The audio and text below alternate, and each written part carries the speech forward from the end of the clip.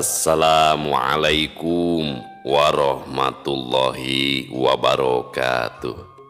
Sampurasun wargi dulur baraya sadayana, tepang dangudi sareng simkuring Mang Ian Kidemang Gunung Halu dina acara anu maneh nyaeta dongeng Sunda.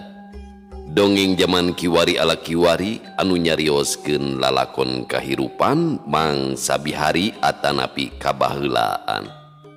Kumaha dararamang pala wargi sadayana atuh mugi aya dina ginanjar kawilujengan rahayu berkah salamet amin ya Allah ya robbal alamin. Dina wangkid ieu simkuring sejamidangkeun hiji jejer carita anu judulna Gumilar bagian ke-25 karya Bapak Sukandar. Mugia ieu carita Gumilar teh sing tiasa janten landong katineung ka mangsa kabaheulaannya pala wargi.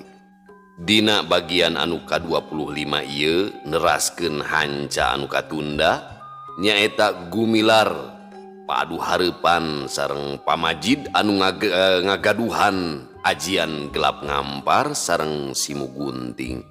Ieu mangrupikeun hiji lawan nu paling tangguh kahijinya anu dipayunan ku Gumilar. Kumaha carita anu salajengna? Nah, Gumilar bakal sanggup ngayonan pamajid atanapi Gumilar kawonnya. Ulah kamana-mana tetep di channel Kisah Tanah Sunda. Namung sataacana dilajeng kade ulah hilap anu teu acan subscribe mangga di subscribe heula supados tiasa kenging notifikasi kanggo setiap jejer carita anu salajengna oge nu sanesna. Anu parantos subscribe simkuring ngahaturkeun rebu nuhun laksa ketika bingahan mugia sing tiasa janten rencang anu ngahibur aktivitas pala wargi sadayananya anu nuju masakna nuju sandaina di buminya oge di padamelan bari nyupiran di perjalanan Mang Asep bari ngadamel kiripikna cenah cenena di Gunung Halu bari ngupingkeun dongeng ieu. Oge ulah hilap di like, di komen sareng di share dibagikeun atuh mugia wasilah pala wargi sadayana anu kersa nge-share ieu dongeng Sunda khususna di zaman kiwari tiasa nanjeur deui. Amin ya Allah ya robbal alamin. Oge supados karaosnya sensasina cenah biasa disambungkeun kana speaker aktif atanapi speaker bluetooth janten asa mirip ngupingkeun dongeng radio zaman kapungkur cenah pala wargi sadayana. Supados teu nyangkulong ting kana waktos hayu urang sami-sami ngalajengkeun ieu lalakon Gumilar bagian anu ka-25 karya Bapak Sukandar. Mangga kaparayun sadayana. Wilujeng ngadangukeun Prung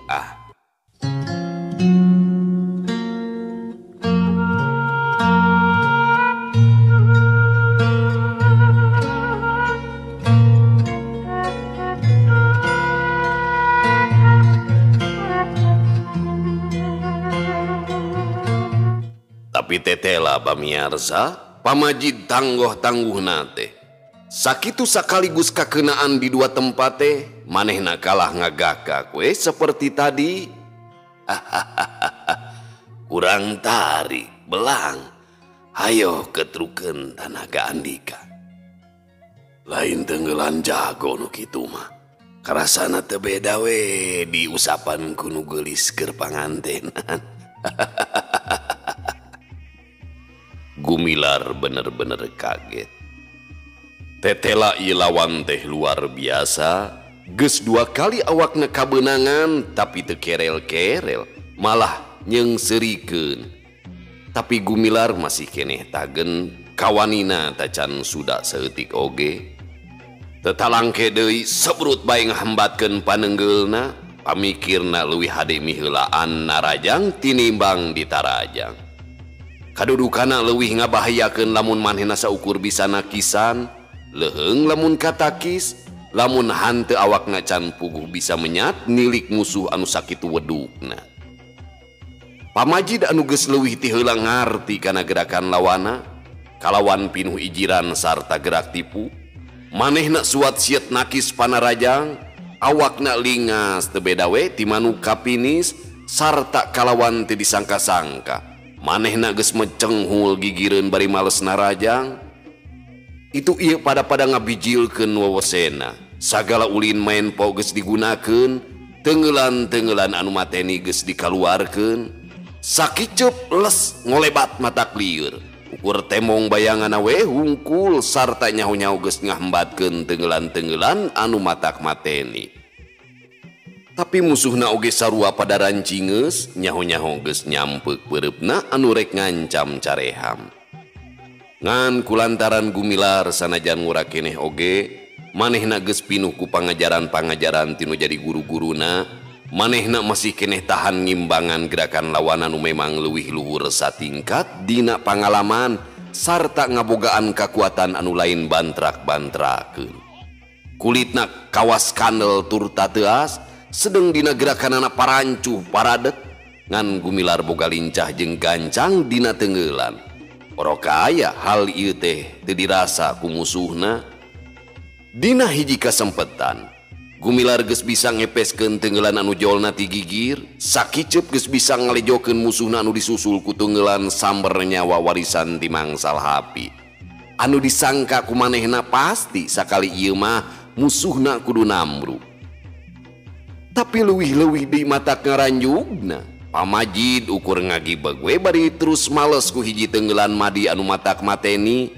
Gumilar rikat ngalelepkeun awakna bari nyerong sarta sakilat ngasupkeun tenggelanana sakaligus kana careham jeung igana. Ngan Pamajid leuwih ngarti atuh kumaha bahayana ieu panarajang. Manehna ngagentak ngajaul ka tukang bari satekah polah mepeg sirah lawan. Gumilar ngalegot bari jingkrak ngagunakeun gerakan hap-hap pindah. Samemeh musuhna bisa naksir gerakan naon anu bakal disanghareupan, kesit alah batan pacit. Gumilar ngirimkeun tajong sapu jagat warisan ti akina, anu sanajan Pamajid satekah pola hayang newak suku anu jadi musuh tapi di luar kamampuanana. Kapaksa daek teu daek gadona kasambar ku tajongan musuh, jutruk gadona kabeunangan. Pamajid ukur ngadang heuak. Gumilar beuki tamah-tamah ngarenjag mireungeuh kahebatan nu jadi lawana. Tinimang ragrag mah kalakah malikna raja ngahujanan ku tenggelan-tenggelan anu matak mateni. Gumilar nu geus mimiti ngarasa seber, nakisna ngagunakeun leungeun dina ulin kari warahan Akisidi. Tapi dina prakna teu wani rapat lantaran musuhna kuat, teu beda we jeung beusi wajah. Ayeuna mah Gumilar ukur bisa nakisan sedeng dina lugat legot nyingkahan paneunggel musuhna. Gumilar ngagunakeun pamonyet. Sakali-kali cabok anu ngerewes mata digunakeun tapi oge teu mampu. Ulah main atar belang lamun nyata maneh lalaki, ceuk Pamajid bari terus ngadesek. Gumilar teu ngajawab. Perhatianana ditujukeun pikeun nitenan gerakan-gerakan panarajang musuh. Najan tanagana ayeuna mah geus mimiti leuseuh, tapi satekah polah ngimbangan panarajang-panarajang lawan ku gerakan anu hese pisan diteguhna. Tapi tetela, Pamajid teh lain tandinganana, memang dina gerakan main po anu bisa ngawujud dina gerakan anu dibarengan ku kacepetan jeung kakesitan mah Gumilar teh memang satingkat. Tapi dina kekuatan daya tahan badaniah Gumilar teh tinggalin jauh pisan. Komo mun diadukeun kekuatan batina, Gumilar teu nepi saeutik-eutik acan. Memang atuh Pamajid teh hiji jalma anu eusi luar jerona. Gumilar anu memang geus leuseuh teu matak heran lamun gerakanana jadi ngenoran, teu cepet sarta sarancingeus barang mimiti. Hal ieu teh cukup pikeun Pamajid jadi hiji kasempetan anu memang didago-dago. Dina waktu Gumilar ngoleab ka kenca, Pamajid ngagibrikeun sukuna, teu beda we tinu rek ngayakeun panarajang. Gumilar ngoleab deui ka katuhu dina gerakan kalakai murag, tapi kalawan teu disangka-sangka Pamajid miheulaan. Bareng jeung datangna badan Gumilar ka katuhu, Pamajid ngababuk iga burungna. Gumilar ngahenggeu kawas nu mati ngadeg, ngan barang rek ditimpah deui ngagentak manehna jingkrak, kanyeri dina igana geus teu dirasa. Tapi Pamajid teu mere kasempetan pikeun minge. Gumilar terus dihujanan ku paneunggel anu geus teu bisa dikepeskeun deui, jrat-jrot ngahancap palipisan jeung carehamna.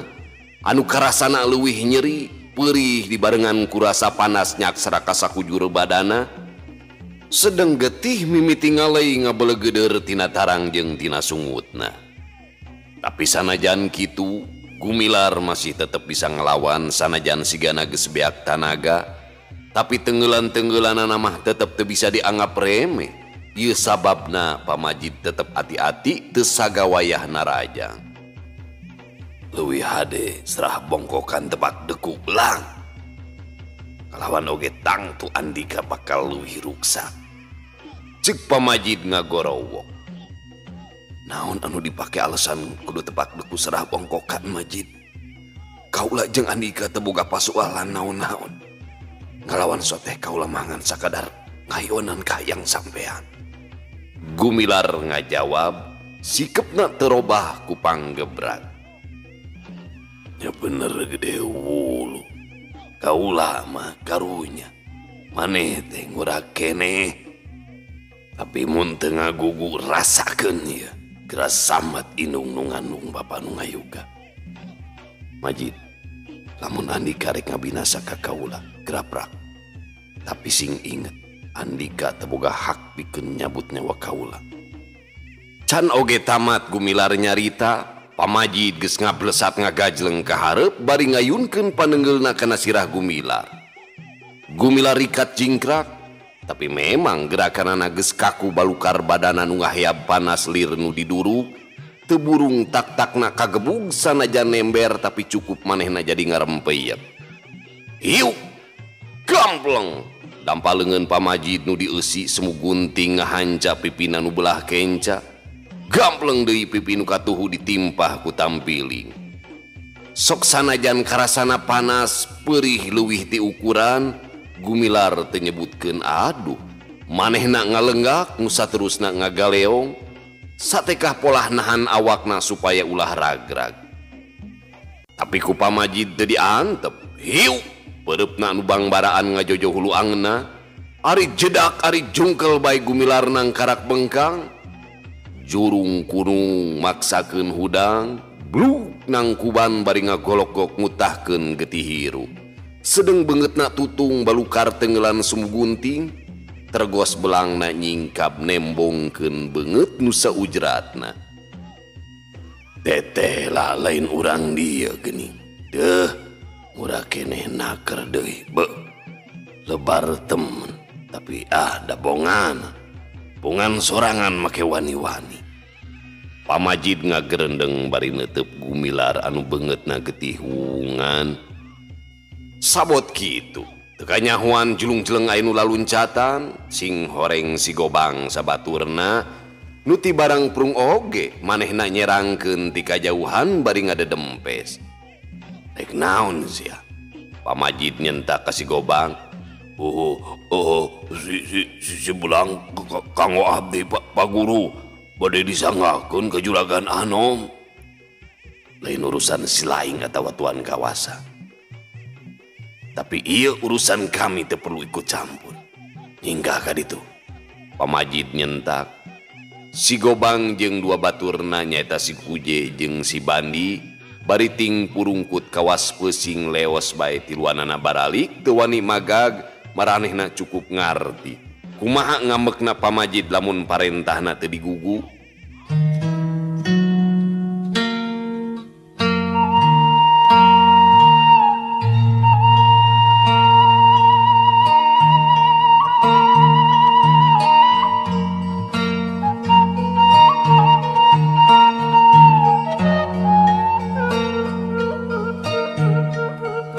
Pamiarsa sadayana, waktu tadi Gumilar rek nepungan Nyi Arum teh memang ti beurang keneh geus badami jeung Arman.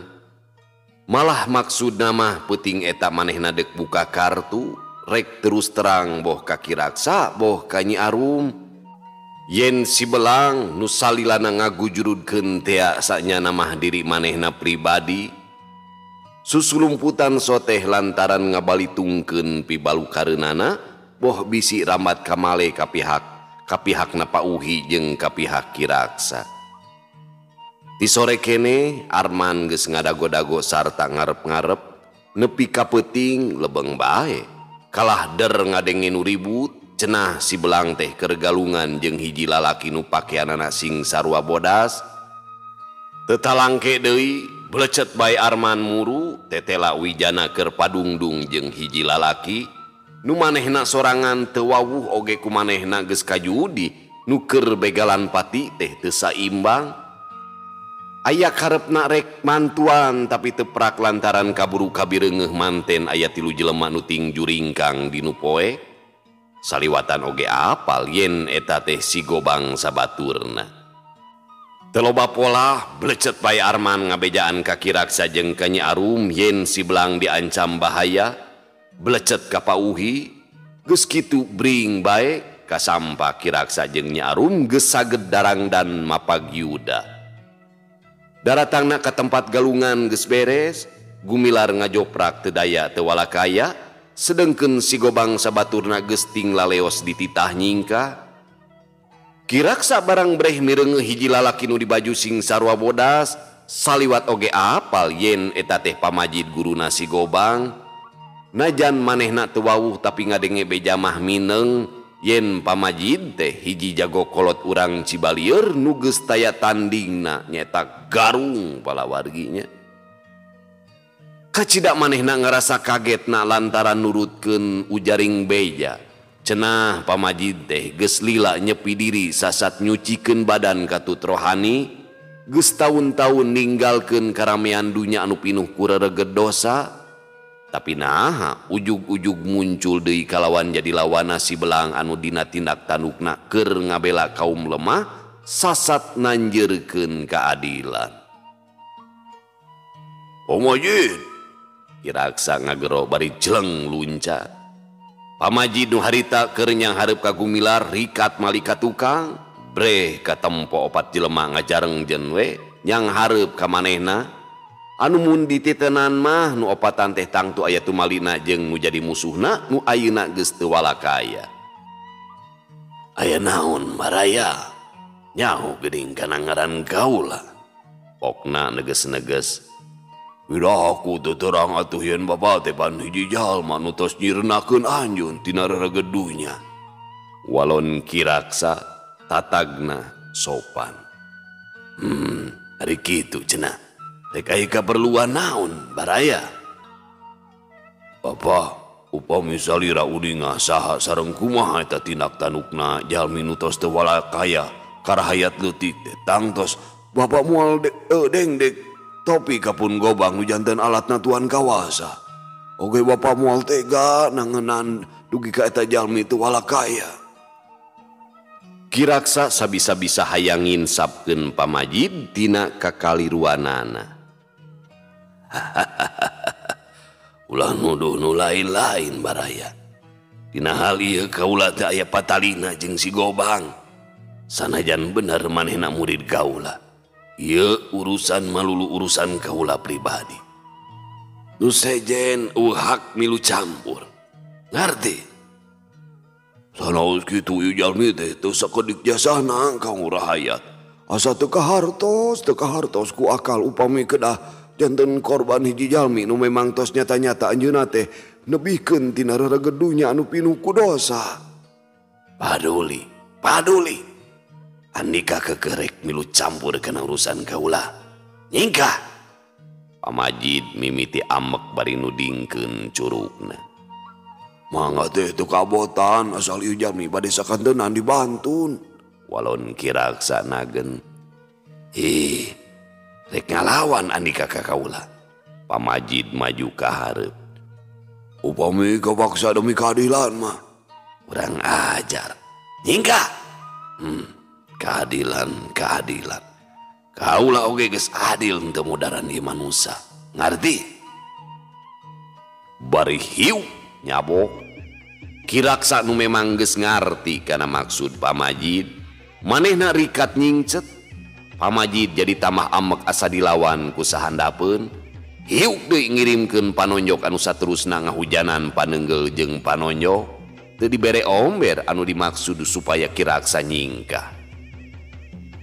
Kiraksa anu geus gilig hatena sanajan kumaha oge rek ngarebut si belang, manehna satekah polah ngalawan. Gebug lawan gebug, Teunggeul lawan teunggeul anu antukna jojoh ngadu tanaga jeung kapinteran itu ieu satekah polah pikeun ngaragragkeun lawanna.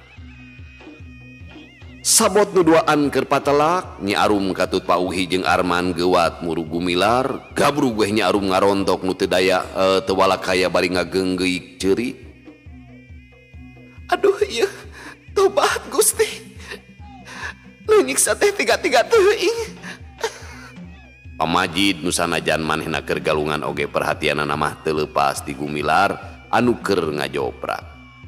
Mireung nu tiluan keur ngagugulung Gumilar sakilat ngablesat ninggalkeun Ki Raksa. Sakali neungeul nu tiluan ngajarengkang geus kitu atuh derbay Pamajid teh diraponan ku opatan. Ki Raksa najan geus aya umuran tapi dina urusan main pok mah teu bisa dianggap enteng. Pauhi atuhnya kitu keneh lain kolot sabong brong. Nyi Arum sanajan awewe cukup ngamilik ilmu panemu dina urusan ngabela diri kitu deui Arman goreng-goreng pan muridna Ki Raksa. Atuh teu wudu Pamajid rada riweuh oge ngarasa riweuh ngayona nu opatan soteh lantaran manehna teu nya-nya sejanga binasa ngan sakadar supaya nyaringkah we. Tapi da puguh Ki Raksa mah bener-bener ngayakeun panarajang pikeun ngelehkeun Pamajid teh. Tungtungna Pamajid eueuh deui pilihan sejen iwal ti kudu ngayakeun perlawanan anu sabenerna ari masih ngarasa lebar mah kana nyawana. Sakali ieu mah manehna nyieun gerakan gelap ngampar bari ngabarengan ku jeritna nu matak meupuskeun ka kendangan. Opat lawan ngadadak ngajarungkel rarubuh sarta masing-masing ngerutahkeun getih hiru. Ieu kahebatan Pamajid nu hese bangsana teh.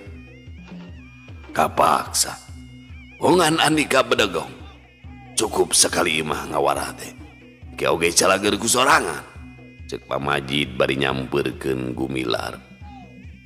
Belang lain kaula teu leungeus taya ras-rasa pongan kalakuan Andika sorangan make nangtang ka kaula. Sawajibna Andika kudu binasa tapi kaula teu wasa mateni. Sakumaha ceuk Andika yen kaula teu boga hak pikeun nyabut nyawa teu sanggup nyampurnakeunana ngan kaula rek masrahkeun kanu sejen. Kerawek badan Gumilar nu geus teu walakaya teh kumanehna dijingjing bangun anu hampang ngeunaker. Juringkang koleba ngan sakilat naker Pamajid geus ngareles ti hareupeun Ki Raksa, Pauhi jeung Arman anu kokosehan kene. Sedengkeun Nyi Arum bari jejeritan nyamat-nyamat. Nah atuh Belang can oge abdi teh mulang tarima salira parantos. Gusti mugi-mugi anjeunna disalametkeun tina panandasa jalma teu leungeus. Bluk Nyi Arum nyuung les bae kapaehan.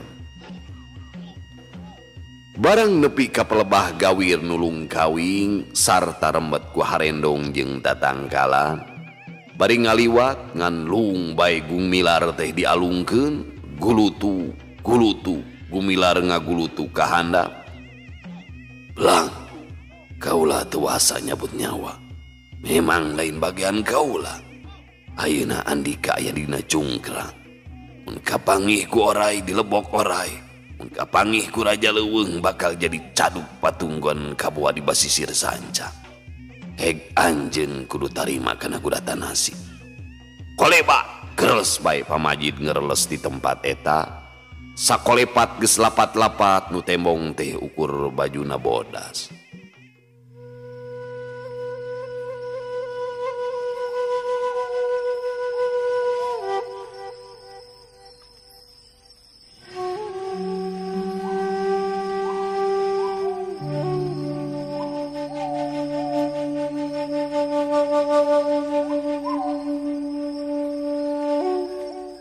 Gumilar anu dibalangkeun ku Pamajid ngagorolong ti gulutu ka handap mangkaning gawir pinuh kurungkun remet bari jeung geeuman kuting jelegedegna leuweung remet anu pernahna antara kampung Cibalieur jeung kontrak Miramare.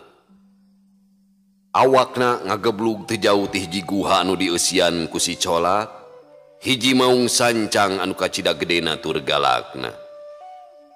Geus kitu kersaning nu maha kawasa nu teu woleh nang tayungan sarta welas asih ka makhlukna. Sanajan ngagulutukna teh tiba baranting kana tatangkalan jeung kapagutan ku cucu kurungga, tapi awakna mah teu cecel bocel lantaran baju kulit maung teh kacida kuatna. Iwal calanana nu sarwek uak awek teh. Si colat nu harita kabeneran keur aya di guhana. Barang ngadenge sadaya barang ragrag teu jauh ti tempatna teh, kuniang manehna hudang ngalenghoy nyampeurkeun sungut guha. Ambeuna nu kacida seukeutna barang lol kaluar geus kanyahoan aya bau-bau manusa, sarta kumanehna ka ambe yen ieu manusa teh nu geus kungsi nulungan ka manehna.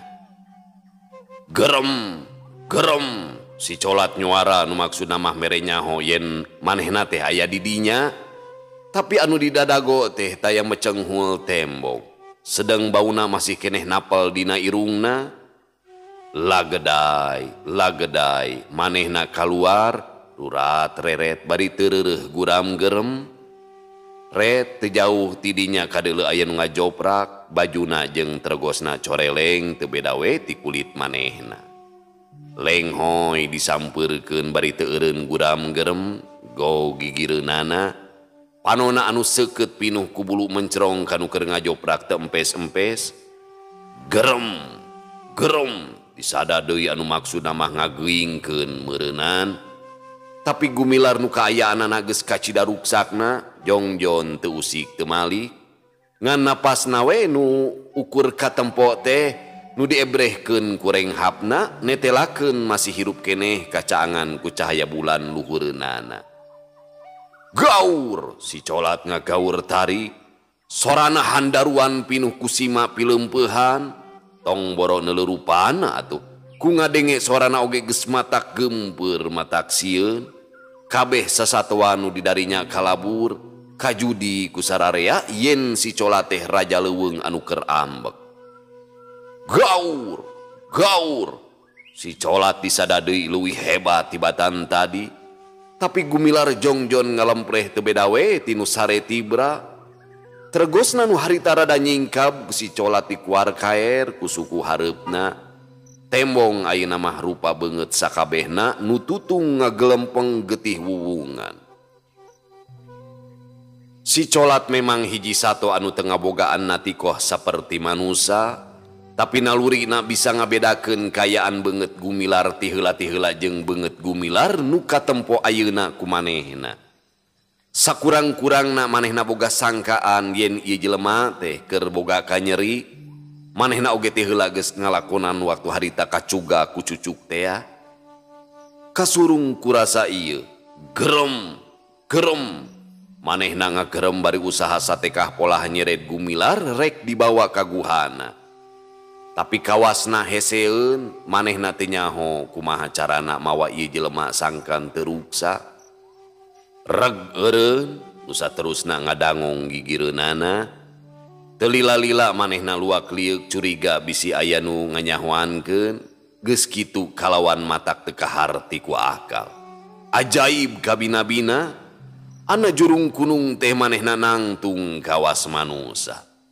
Teu tadapa sini deui, regeyeng gumilar diangkat ku dua suku hareupna, anu saterusna manehna ngadigle lempang ku dua suku tukangna asup ka jero guha. Sok gumilar digolerkeun dina taneuh anu nyamut-nyamut pinuh ku lukut. Geus kitu lagedai, lagedai si colat nyampeurkeun ka lawang guha, tuluy ngadangong nyang hareup kaluar.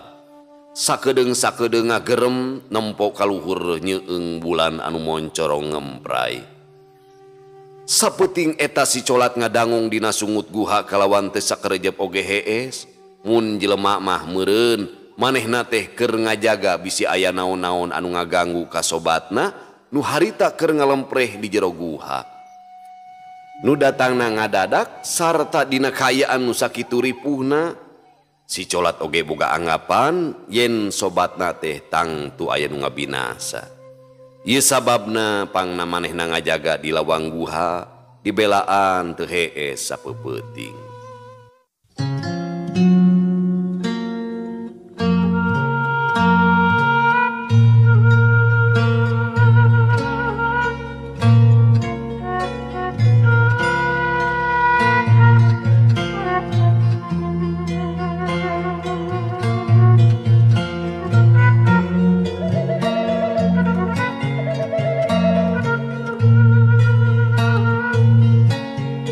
Sag urang tunda si colat, ayeuna urang nyaritakeun kaayaan di wewengkon kontrak.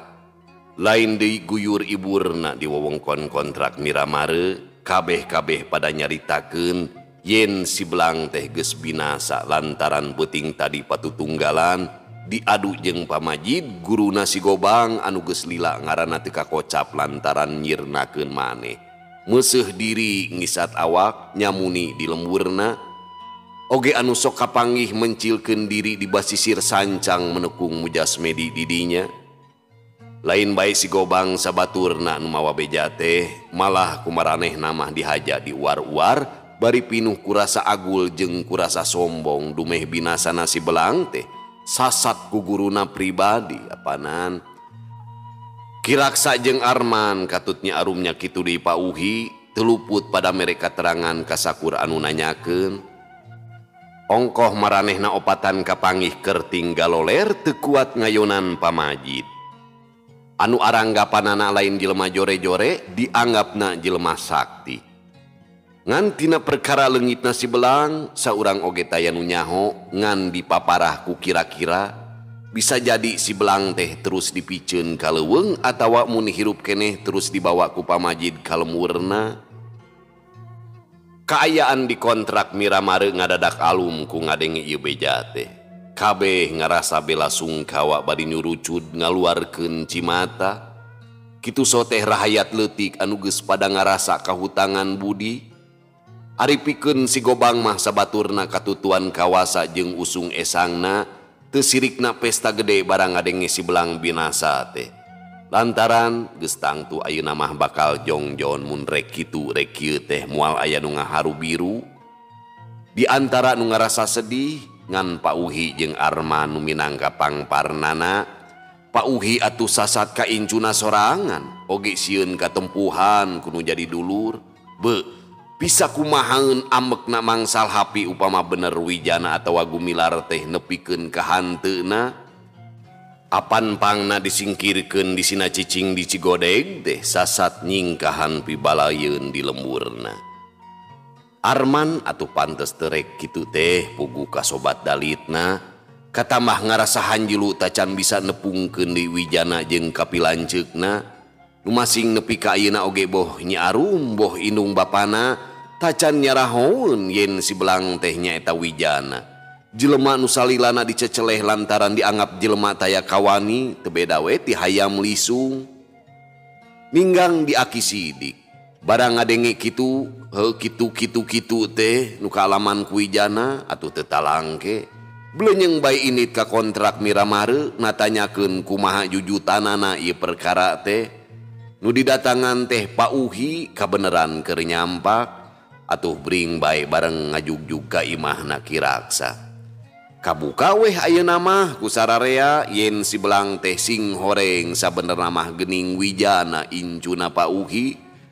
Atuh geus lain di kieuna. Boh Kiraksa boh Nyi Arum ngajenghokna, komo atuh Nyi Arum mah nepikeun ka ngoceakna sagala ditungtungan kulesna kapaehan. Nyeri perih ari rasku kalakuan sorangan. Hanjakal hanjelu gegetun campur jeung rasa deudeuh nu pohara. Kiraksa atuh jadi ngahintul. Pang-pangna mah ngarasa era ku diri pribadi. Atah sasar kurang riksa. Sing horeng anu kumanehna diceceleh teh geuning bukti namah si belang nu kumanehna dipuji di dama-dama. Lantaran lain sakali dua kali bebela ka manehna sapiri umpi. Ngan Arman nu teu rengrot-rengrot nembongkeun ka kaget iwal ti panonna nu tita tadi oge geus beueus ku Cipanon. Majid teu sangka Andika boga kalakuan sakitu hinana. Geus aya tauna Andika ngaleungiti alam rame cenah nyepi nyucikeun diri. Tapi ayeuna kabuktian jiwa anjeun molongpong kosong katumpangan ku Idajal Anatullah nu nyanding dina diri si Gobang. Majid, ulah sambatkan nyaya, ulah ngeunah-ngeunah anjeun. Tungguan Majid, kaulah nu bakal ngayakeun balitungan, kaulah pilawaneun Andika. Kolot kudu jeung kolot deui lawanna. Aki sidik nyaritana bari teu tinggal ti kekerot sarta sorana ngageter nimbul kenting sariak sabulu-bulu pikeun anu harita ngadengekeunana. Panonna tembong hurung ngebrehkeun kayaan hatena nu pinuh ku rasa dendam, mangyerikeun kawijana nu dina waktu ayeuna tacan kanyahoan kumaha nasibna.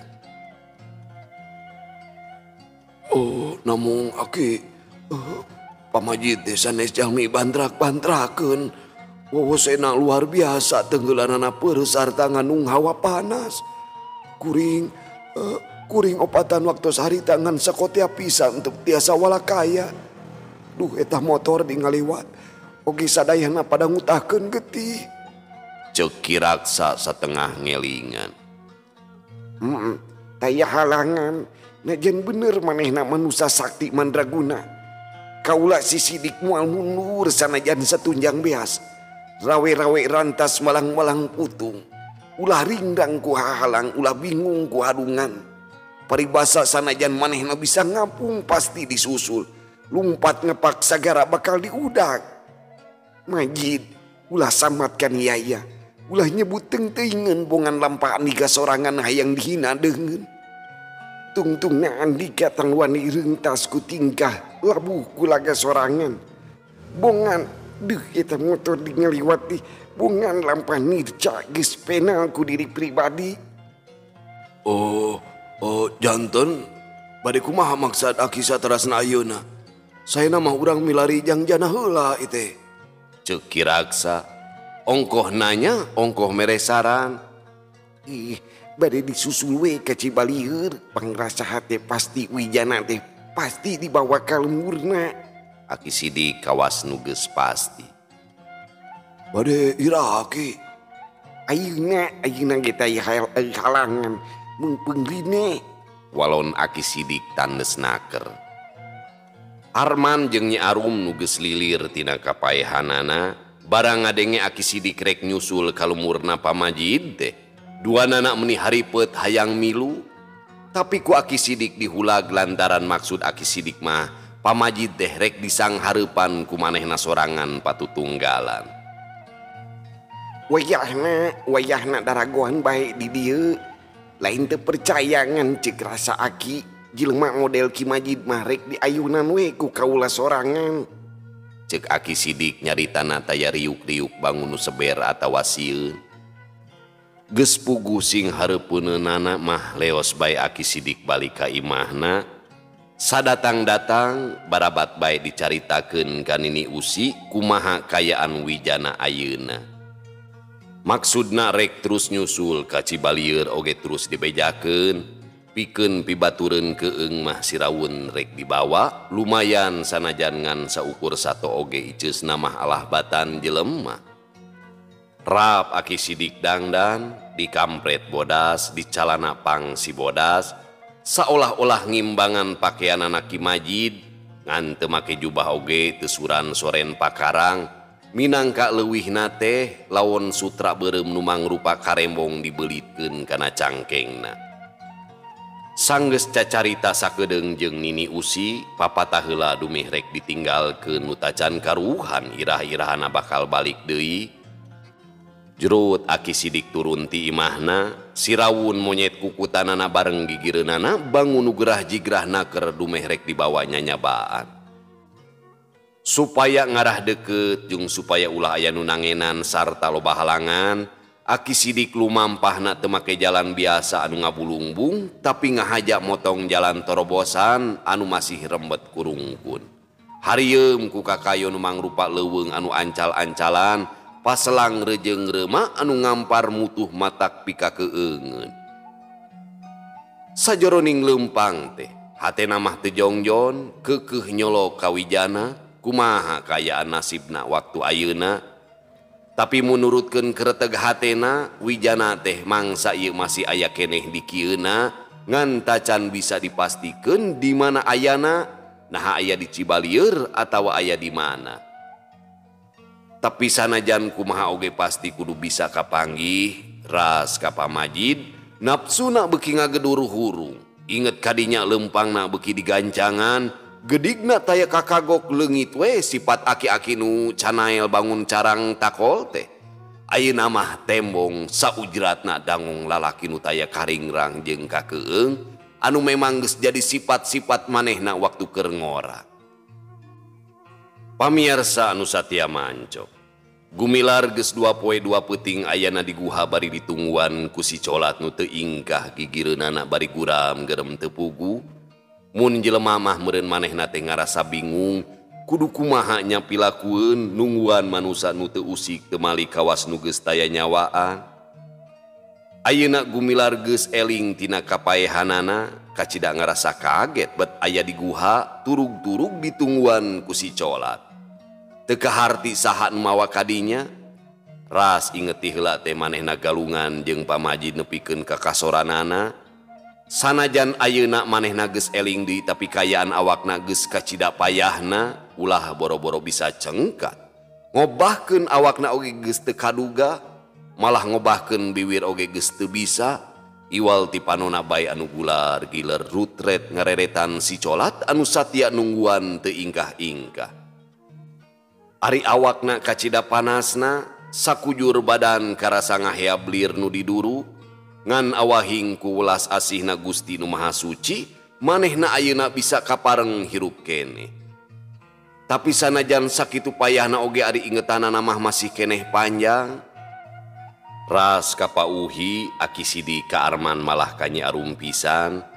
Pantesna teh aki uhi ayeuna keur kokotetengan neangan lantaran sakanyahona keur basa manehna tarung jeung pamajid teh saurang oge eueuh nu nyahoeun.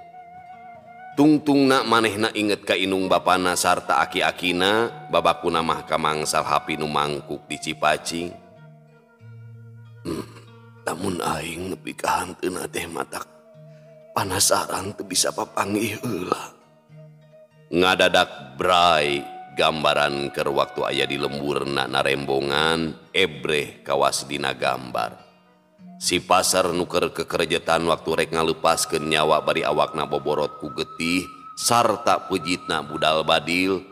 Musuh-musuhna nyaeta Bahdira katut babaturanana, Pak Adi Maiti katut nyiningsih.